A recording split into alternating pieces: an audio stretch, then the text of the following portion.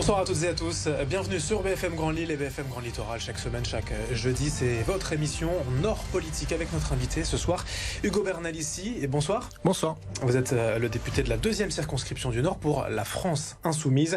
Avec nous également pour mener cette interview ce soir, Marie Dufour. Bonsoir Marie. Bonsoir à tous, bonsoir. Bonsoir. Au programme, comme chaque jeudi avec vous, Ugo Bernalicis, c'est la politique régionale et locale que l'on va évoquer. Votre circonscription, rapidement, 140 000 habitants à Lille-Ronchin et Villeneuve-d'Ascq. Alors on a plusieurs sujets à évoquer avec vous.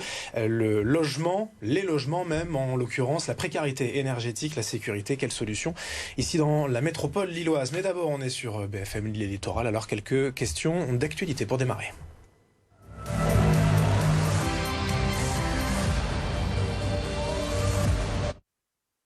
L'actualité du jour dans la région au sens large, et ce n'est pas forcément votre territoire, mais on va quand même vous poser la question, c'est l'abattoir de Valenciennes, fermé par décision du préfet.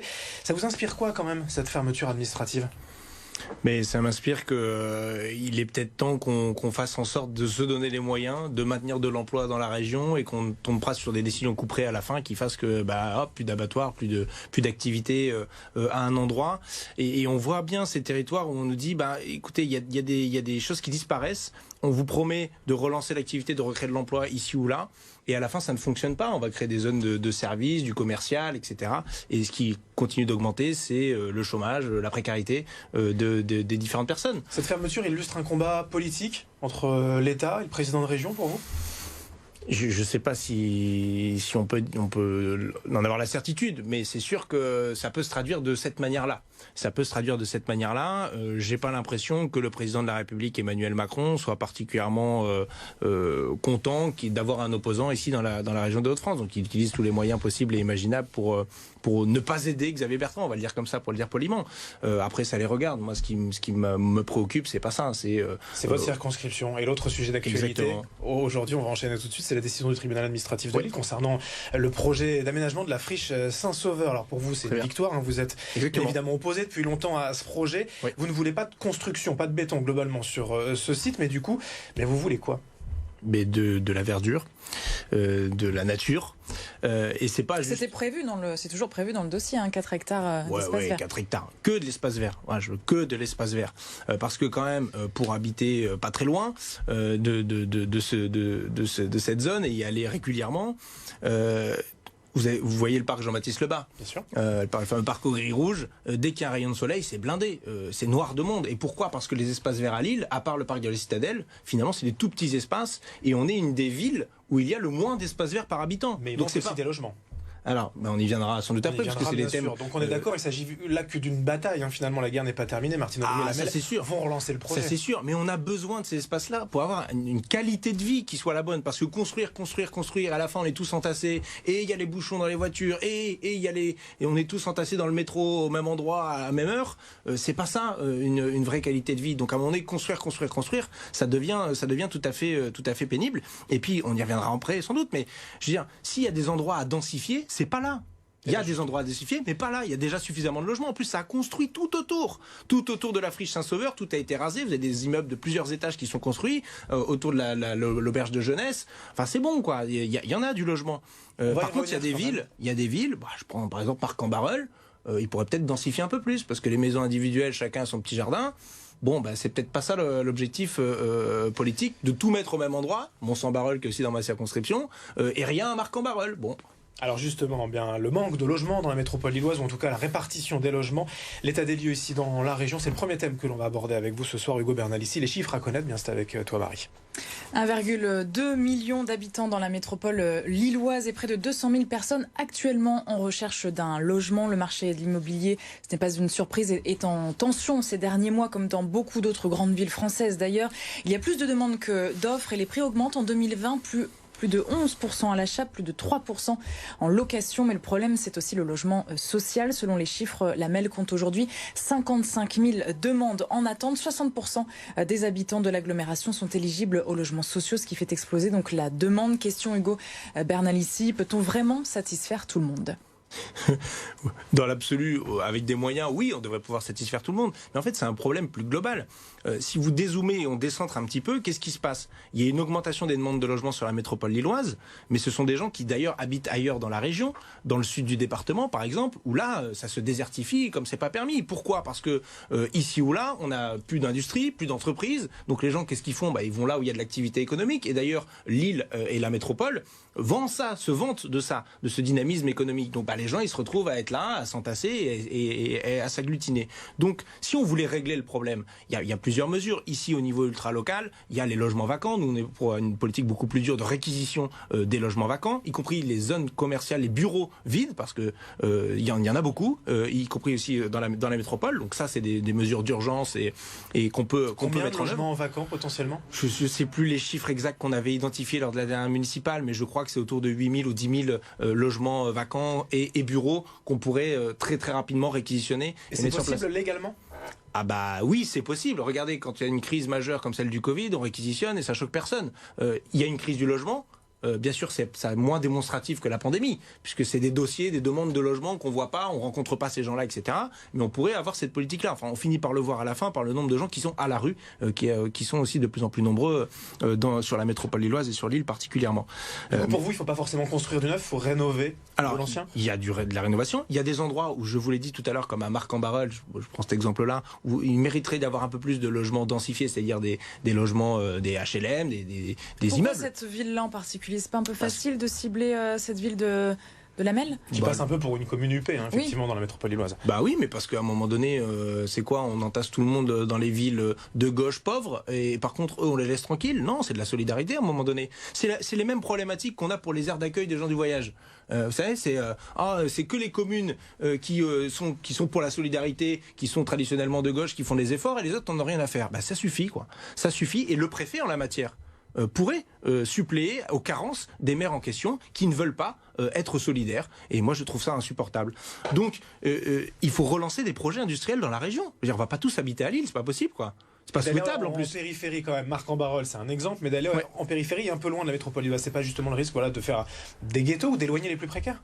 C'est surtout le risque d'artificialiser encore les sols. Parce qu'il ne faut pas non plus qu'on aille construire au-delà. Donc la densification, elle a un objectif qui est aussi écologique et louable, mais jusqu'à une certaine limite. Je veux dire, à un moment donné, Mont-Saint-Barœul, ils sont revenus en arrière. Ils essayent de dédensifier la part de logement, parce que sinon on est entassés les uns sur les autres. Ça crée d'autres problématiques. La friche Saint-Sauveur, entre 0 et 2500 logements comme c'est prévu actuellement, il y a peut-être un compromis quand même à faire. Non, je ne suis pas pour vous? Je ne suis pas pour qu'il y ait de logements et de construction. Je ne suis pas pour qu'il y ait de béton sur la friche Saint-Sauveur. Je suis pour que ce soit un espace vert. Il y a d'autres endroits où... Donc 23 hectares d'espace vert? Ouais. Sans piscine? Sans piscine, ouais. Sans commerce, sans rien, sans bureau. Exactement. Mais vous savez, en fait, en bas des immeubles, tout autour de la friche Saint-Sauveur, là où ça s'est construit, c'est poussé comme des champignons ces dernières années, il y a des cellules commerciales partout. C'est pas le problème. Ils viennent de nous ouvrir l'Illénium. Enfin, ça va, quoi. Des commerces, il y en a partout. Et ce sont ces mêmes commerces qui, quand on revient 4 ans après, ont des cellules commerciales vides. C'est ça la réalité aussi de ce qui se passe. La désertification des petits commerces aussi en centre-ville. Bon, à un moment donné, on prend la même logique on met des grandes enseignes, on fait un gros machin, on lance le projet, et puis après on s'en fiche, tout ça va mourir tranquillement au bout de 4-5 ans, et on n'aura pas réglé le problème. Et juste pour Saint-Sauveur, c'est plus compliqué que ça, parce que c'est pas forcément déjà aujourd'hui juste 23 hectares d'espace vert, 80% du sol est occupé par du béton, c'est une ancienne gare de triage, il faut tout enlever, c'est pas simple. Oui, en plus il y a une partie de dépollution à faire, donc oui, il faut le faire. Il n'y a pas de problème, ça créera de l'emploi. Ceux qui veulent créer de l'emploi, ça fait partie aussi de ça. Et puis je pense que vraiment cette qualité de vie, on la doit aux citoyennes et citoyens qui habitent sur place, qui habitent dans le quartier, qui est déjà extrêmement dense. Encore une fois, densifions ailleurs, ayons un aménagement du territoire dans le département qui fait qu'on arrête de vider les autres villes de taille intermédiaire et les petites villes, notamment dans le sud du département, pour tout concentrer sur la métropole. Mais ça, c'est pas que entre les mains des élus locaux, c'est pour ça qu'on est pour une planification, nous, dans ce pays, pour relocaliser l'industrie et l'emploi. Et c'est cette direction-là qu'il faut prendre, parce que les collectivités locales, elles ne peuvent pas le faire toutes seules en réalité. Concernant les logements étudiants, des travaux sont menés actuellement sur le campus de la Cité Scientifique. Oui. Dès votre élection en 2017, vous aviez interpellé Frédérique Vidal, la ministre de l'Enseignement supérieur, et les associations, notamment l'association Galilée à Lille, a aussi un message à faire passer. Je vous propose d'écouter sa vice-présidente. On a une grosse pénurie de logements et plein d'étudiants qui ne savent pas où se loger. Donc nous, ce qu'on a fait, c'est organiser la solidarité entre des hébergeurs et enfin des gens qui voulaient bien prêter un canapé, une chambre et des étudiants qui étaient en recherche du coup d'hébergement et de logement. Alors on a des étudiants qui sont à la rue. Mais ça existait aussi déjà avant la crise sanitaire. Il ne faut pas dire que ça n'existait pas, ça existe. Ils sont pour l'instant hébergés chez des amis, chez des sœurs, des frères, voilà. Et on attend aussi que les pouvoirs publics, la mairie, la métro se mobilisent pour répondre à cette question. Les 100 millions d'euros qui ont été investis là pour ces travaux sur le campus de la Cité scientifique, c'est pas suffisant pour vous ? C'est la moindre des choses. Je ne sais pas si vous y êtes déjà allé dans ces résidences universitaires, mais celles qui sont rénovées, celles dont on parle... Il y a un gros problème d'insalubrité et de vétusté, oui.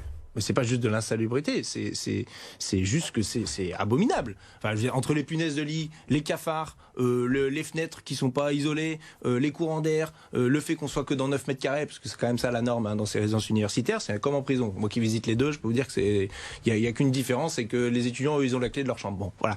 Mais ça fait des années qu'on aurait dû détruire et reconstruire ces résidences universitaires. Comment vous pouvez peser, vous, en tant que député ? Parce que le constat, j'ai il pesé. est fait, vous le faites. C'est pas comment je peux peser, c'est j'ai pesé. C'est-à-dire que ces 100 millions et le fait aujourd'hui qu'il y ait eu une accélération des travaux, c'est parce qu'il y a eu cette interpellation de la ministre, Frédérique Vidal. J'avais été reçu par son cabinet à l'époque, avec la nouvelle rectrice ici d'académie, qui s'était engagée sur un plan de rénovation et de construction. Et le directeur du Crous de l'Académie de Lille a eu des moyens supplémentaires pour engager ces rénovations. Alain mais Brunel, pas suffisamment. le communiste aussi, beaucoup, qui s'est engagé là-dessus. Il y a quelques mois, mais les arbitrages avaient déjà été rendus. Et c'est très bien qu'il le fasse, j'ai pas de difficulté avec ça. Plus on est à visibiliser qu'il y a un problème et qu'il faut le régler, mieux c'est. Mais le pire dans cette histoire, c'est que les étudiants qui sont logés dans ces conditions-là, c'est interdit par la loi. On n'a pas le droit de loger des gens dans un logement insalubre. Et l'État, et le Crous, qui est un bras armé de l'État, le fait.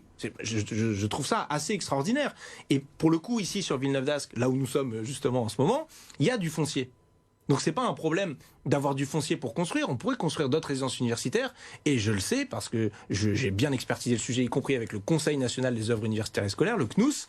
C'est un problème de autoriser de faire des prêts pour pouvoir lancer des constructions. Parce que vous savez, le logement étudiant, c'est rentable, y compris pour le Crous. Responsable d'association, tout le monde doit prendre sa part, la région et la métropole européenne de Lille aussi. Et il est vrai que Martine Aubry bloque le Crous depuis des années pour construire des nouvelles places de logements étudiants, et parce qu'il préfère le faire par le biais du bailleur social LMH, mais on voit bien qu'à la fin ça ne marche pas, il y a toujours une tension énorme pour l'accès à ces logements, et que le coût de sortie quand même d'un logement de LMH n'est pas le même que celui du Crous, parce que le Crous il a une vraie valeur sociale qui le fait vivre.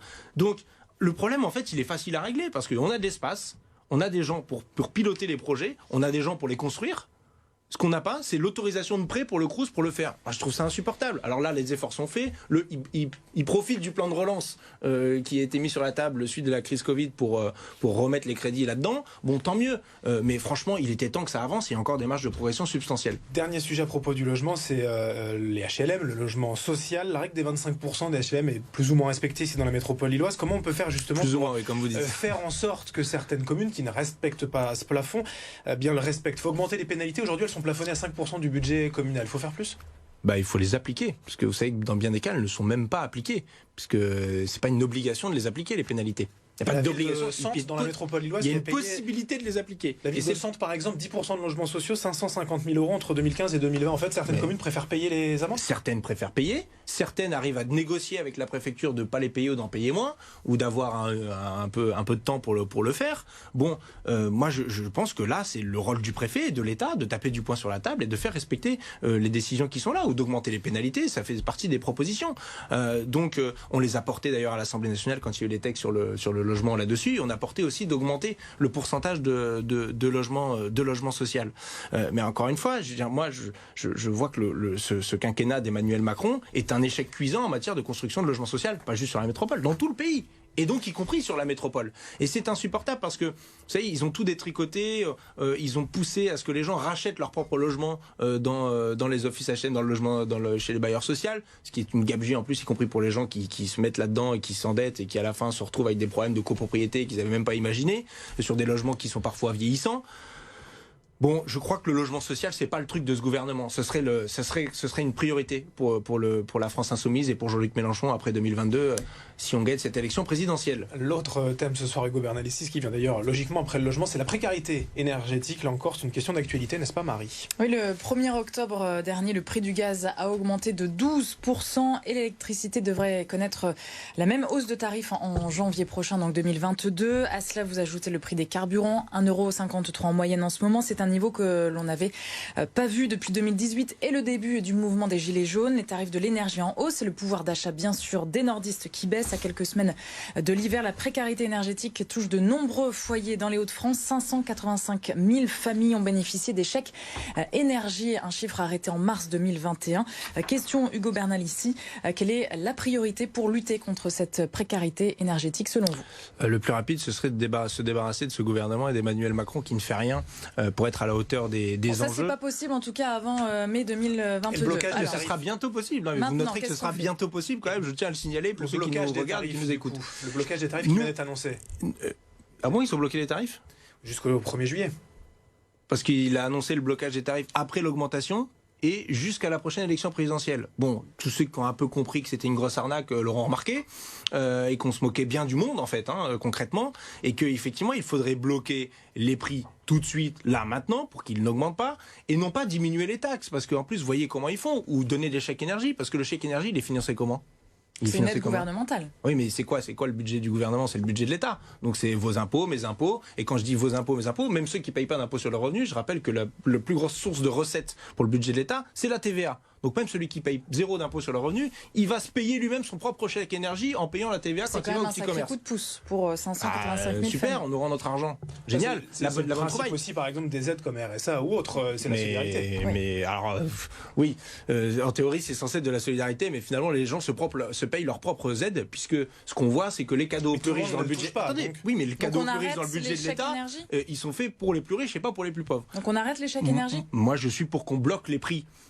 Et quand je vous dis bloquer les prix, c'est assez précis parce que à la fin, ça veut dire qu'on doit pouvoir être en capacité de rogner sur quoi? Sur les dividendes. Parce que vous croyez que ceux qui distribuent de l'électricité, du gaz, augmentent les prix parce qu'ils auraient plus de sous à la fin de l'année, parce que leurs actionnaires seraient dans la panade? Non, bien au contraire. Sur l'année dernière, c'est 7 milliards de profits pour prendre Total, pour reprendre la question du carburant. 7 milliards, je sais pas, on pourrait imaginer qu'ils aient que 2 milliards de profits, prendre les 5 restants et diminuer les prix. Et sur le carburant, 60% du prix, c'est les taxes. Alors du coup, on pourrait baisser les taxes aussi? Non, je ne suis pas pour baisser les taxes, je suis pour baisser le prix, bloquer le prix du carburant, de sorte à ce que, parce que sinon, encore une fois, vous baissez les taxes.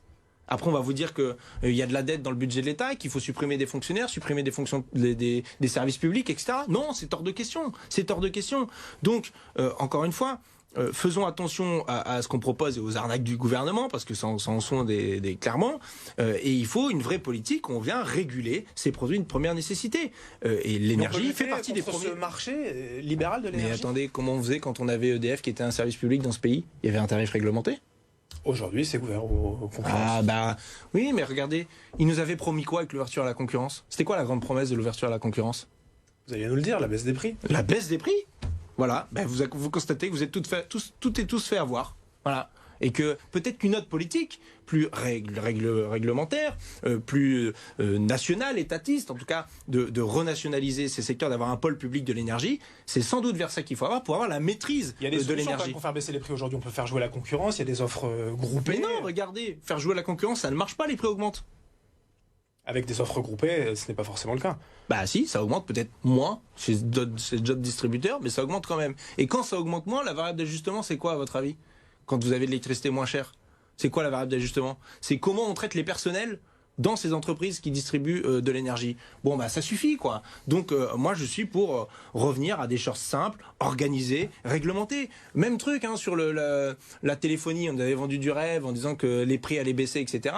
Sauf que les abonnements téléphoniques, les abonnements Internet ne font qu'augmenter depuis une dizaine d'années. Alors, c'est à 50 centimes, 1 euro, et puis on vous appâte avec des belles offres en disant que c'est gratuit pendant 3 mois, puis après vous paierez. Bon, on voit bien que ce système libéral, il ne cherche à la fin qu'à faire du profit, c'est tout. Et que la variable d'ajustement, c'est les gens. C'est les gens. Et ça, ce n'est pas acceptable pour des choses qui sont essentielles à la vie quotidienne. à la vie quotidienne. C'est pour ça qu'on proposait, par exemple, sur la question de l'eau, puisqu'il y a une actualité aussi dans la métropole, puisqu'on va revoir la délégation de services publics pour la gestion de l'eau dans la métropole lilloise, nous continuons de proposer le fait que ce soit en gestion publique pour avoir les premiers mètres cubes d'eau gratuits, parce qu'ils sont essentiels à la vie, on ne peut pas vivre sans eau. Et après, plus vous consommez, plus vous payez, on fait un tarif progressif. On termine avec je rêve de ces choses-là, parce que ça voudrait dire qu'on se reconnaît des droits humains fondamentaux sur le fait d'avoir le minimum pour vivre dignement. On termine avec la sécurité, sujet largement relayé dans l'actualité, tout le monde en parle ou presque, mais vous aussi, Ugo Bernalicis. Marie, les éléments de contexte à ce sujet.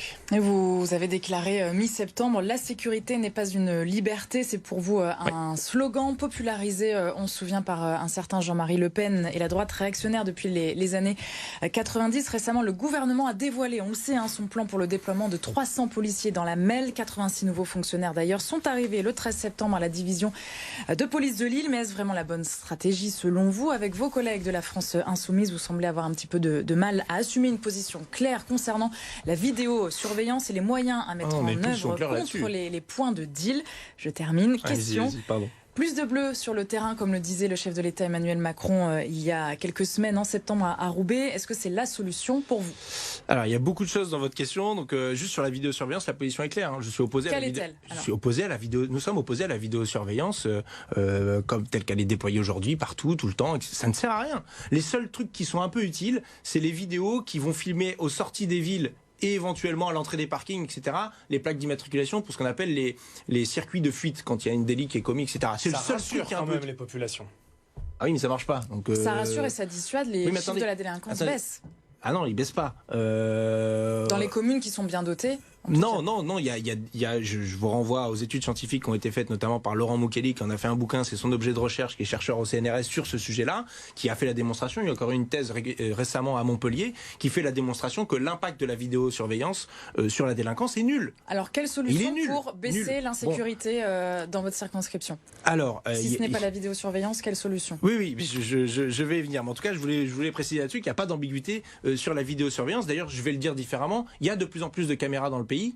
Il n'y en a jamais eu autant qu'aujourd'hui, et pourtant la délinquance ne baisse pas selon Gérald Darmanin. Alors bon, les chiffres, lui, c'est quand ça l'arrange. Mais donc dans la métropole lilloise. Mais moi, ce que je dis, c'est que aujourd'hui, la police, c'est pas un problème de moyens. C'est pas un problème de moyens humains. Nous-mêmes, dans notre programme L'Avenir en commun, on proposait en 2017 de recruter 10 000 policiers supplémentaires.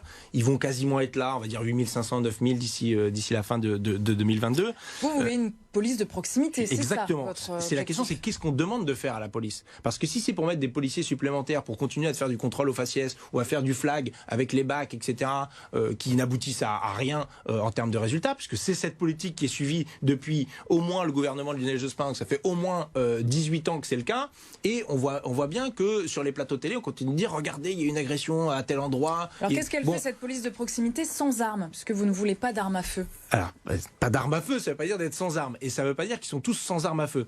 Et ben, elle fait de la relation police-population pour avoir notamment, savoir ce qui se passe sur le terrain, avoir les informations du renseignement opérationnel de tel groupe de jeunes ou de moins jeunes. Et ça marche, ça, par exemple, sur la drogue, les points de deal, c'est efficace de faire du relationnel? Ce qui marcherait...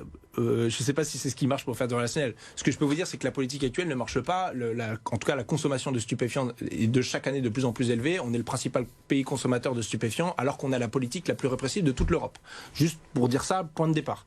Ce qui marcherait sur la question des stupéfiants, c'est la légalisation du cannabis, premièrement, encadrée par l'État, etc. Je crois qu'aujourd'hui, le débat est assez mûr. Il y a eu une mission d'information à l'Assemblée nationale transpartisane, pilotée par La République En Marche, qui a abouti à cette conclusion-là. Ça ferait baisser les points de deal, ça? Ah bah oui, évidemment. Parce que vous croyez que les trafiquants, ils sont pour la légalisation? Ah non. Il n'y a pas que le cannabis, il y a le crack et autre chose. Mais bien sûr qu'il y a d'autres types de drogues. Moi, je vous parle du cannabis là essentiellement, mais il faut bien comprendre que c'est 80% de l'activité policière et de l'activité de trafic de stupéfiants aussi. Heureusement, tout le monde n'est pas héroïnomane, tout le monde ne prend pas du crack, mais il y a un vrai sujet ici sur la métropole lilloise, sur l'héroïne, le crack notamment, à Moulins, comme chacun sait. Vous le dites vous-même, le recrutement de policiers, des moyens investis. C'est pas le policier de proximité qui va supprimer les points de deal. C'est pas sa mission, c'est pas son job, ça n'a jamais été son job, ça le sera jamais. Ça l'était pas quand Pierre Jox a mis en place l'île d'otage. Mais c'est la BAC. C'est pas non plus la BAC. C'est pas la BAC. Ceux qui sont en capacité de faire ça s'appelle la police judiciaire. C'est de faire des enquêtes sous le contrôle d'un magistrat pour démanteler des réseaux de trafic, pour remonter jusqu'à la tête. Démanteler, c'est faire des descentes. Bah oui, aussi. Avant tout. Oui, mais des descentes, il y a une différence de faire une descente de la BAC et de faire une descente de police judiciaire. Oui, mais avec des les dealers brigades peuvent se d'intervention. faire aller 10-20 000 euros par jour avec la drogue et 2 ans de prison finalement en face. Pour eux, le calcul parfois il est vite fait en fait. Vous trouvez que c'est fun d'aller 2 ans en prison? Je vous pas, inviterai, parce que je peux emmener des journalistes avec moi à visiter les établissements pénitentiaires, je le fais très souvent, et je vous propose une prochaine fois qu'on aille ensemble en prison, et vous verrez si c'est tant que ça une promenade de santé. En tout cas, pour eux, le jeu en vaut la chandelle, on imagine. Je sais pas si le jeu en vaut vraiment, la chandelle, et ils finissent par arrêter ça en vieillissant. C'est le principal facteur de prévention de la récidive, c'est le vieillissement des personnes délinquantes. Mais bon, bref, ce que je dis, c'est que visiblement, effectivement, la prison ne fonctionne pas non plus. Ça fait regardez, les points de deal continuent de fonctionner. Donc, c'est pas comme ça qu'on va s'attaquer au problème. Pour s'attaquer au problème de la consommation de stupéfiants, il faut des politiques de santé publique. De santé publique, pas de sécurité, de santé publique. La sécurité, ça vient pour démanteler les trafics. Et c'est avec ça qu'on va terminer. Et regardez au Portugal. Au Portugal, c'est ce qu'ils ont fait. Et ils ont diminué la consommation de stupéfiants dans le pays. Justement, le dessin de presse que vous nous avez envoyé pour commenter l'actualité, on va le voir à l'écran, c'est le protoxyde d'azote qui est en question. C'est un dessin qui évoque en fait un poteau rigolo, c'est mieux que du proto, justement. C'est un combat pour vous, mais quelle action précise? Une loi, l'interdiction totale du protoxyde, voire avec les industriels? Eh ben, je suis venu pour vous vendre la loi qu'on a votée à l'Assemblée nationale et au Sénat, et qui a été promulguée, qui est en vigueur depuis le 1er juin, de l'interdiction. Interdite aux mineurs, mais il faut aller plus loin. Bah pourquoi vous voulez aller plus loin? Parce que des majeurs en consomment. Et alors?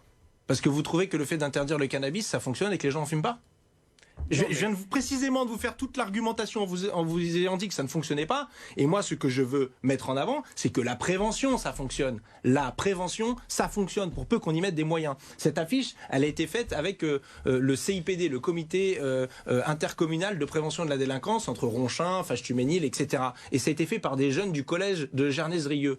Et ben c'est bien, c'est ça qu'il faut faire. Et quand on le fait, ça fonctionne. Bon, alors arrêtons d'envoyer des policiers pour régler des problèmes que de toute façon ils n'arriveront pas à en régler. Faisons confiance à ceux qui savent faire de la prévention, et notamment au secteur médical qui doit pouvoir prendre toute sa place. Bon, on aurait pu encore en discuter de longues minutes. Merci Hugo avec plaisir, quand vous voulez. Avec nos députés de la 2e circonscription du Nord pour la France Insoumise. Merci Marie d'avoir contribué à cette interview. Merci à Nourou Ladi aussi pour l'édition ce soir. Bonne soirée à toutes et à tous avec nous sur BFM Grand Lille et BFM Grand Littoral.